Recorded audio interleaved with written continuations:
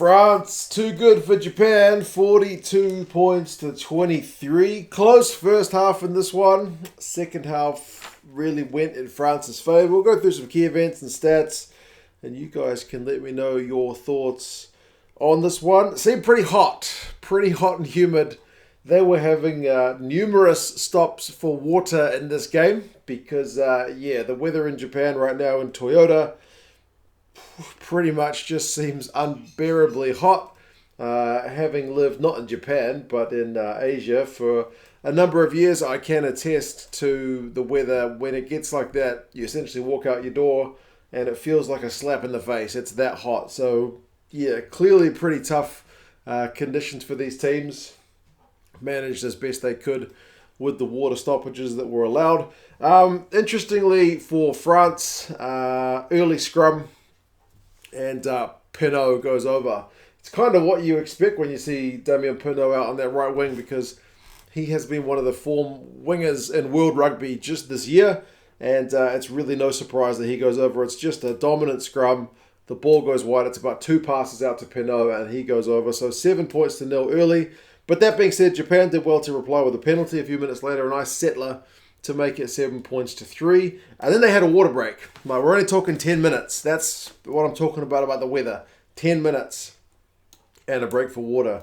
Japan were getting some go-forward ball in that first half, and they actually took the lead when Tatafu, who is a big unit of a human, managed to power over.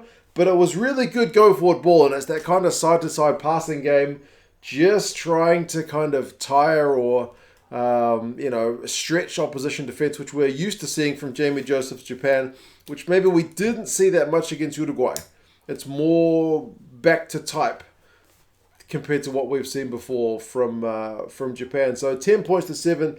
They're in the lead, although Jamine lines up a long penalty on 18 minutes to even things up. So 10 points apiece and another water break. I'm not kidding. Especially in the first half when the sun was out on the field. Gunter won a turn over as the Japanese were starting to put some pressure on. The French were the ones really putting the pressure on, but the Japanese defense was holding. It was a good chance to exit, but they missed touch, which was kind of not what you want. And I feel like the Japanese, especially the second half, but the first half as well, kind of a few knock-ons and whatnot, which were just, I don't know, lacking that little bit of clinical edge. Japan, though, did kick a penalty in off the post on 24 minutes. They were still moving the ball around. It was 13 points to 10 with France in front. And then Heever gets penalised on 27 minutes for kind of a double movement. And France slot that one. So it's 13 points apiece. That's the way it goes in at halftime. I mean, Japan did miss a penalty before halftime.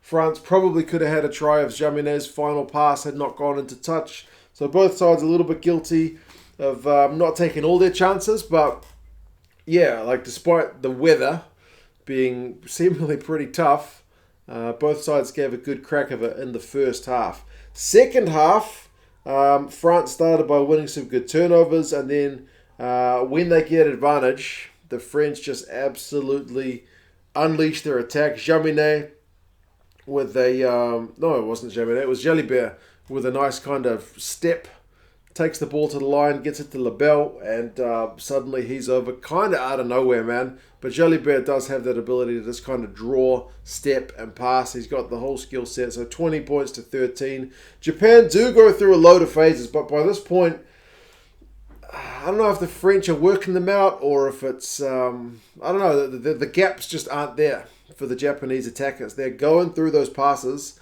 and the French tacklers are just hitting them. So they're not really getting anywhere despite all the passes. And eventually there's some loose ball.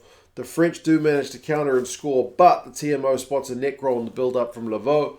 So we go back for that one. So kind of a little bit worrying signs for Japan.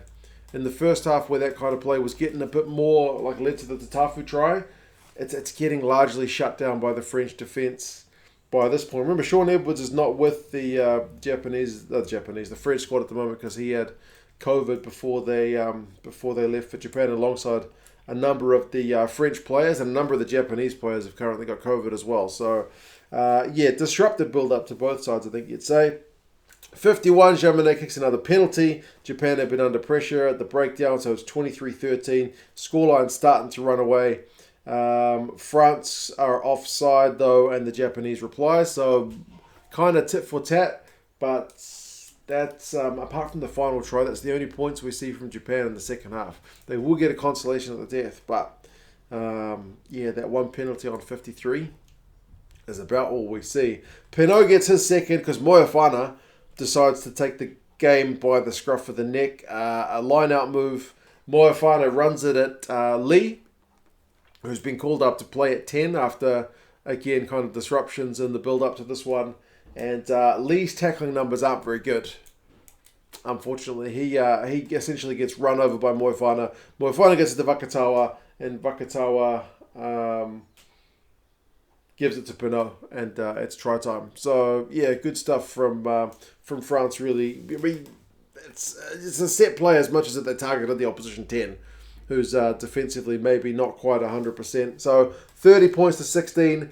The next one, Moefana gets it himself. Jalibert gives him the ball. He chips and chases. He beats a couple of guys as he powers over the line. 35-16. Japan, when they have got the ball, they're knocking it on. And then to finish things off for France on 68 minutes, Bulgarik gets one. The Maul just absolutely powers over on that right wing. So good conversion too, 42 points to 16. It's really a hiding at that point. But last 10 minutes you give it to Japan for really fighting back and giving a good crack of it. I mean, they get a 5-meter line out. They can't convert it, but then they get a 5-meter scrum. They still can't score. They go back for an advantage. They have another 5-meter scrum. They have one last crack. They go through some phases. Finally give the fans something to cheer about.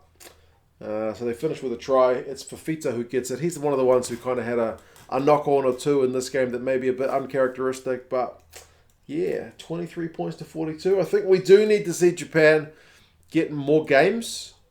I think that much is clear from what we saw from Japan last year and from this game. So hopefully they get more games essentially against some of the top teams, because otherwise, I don't know.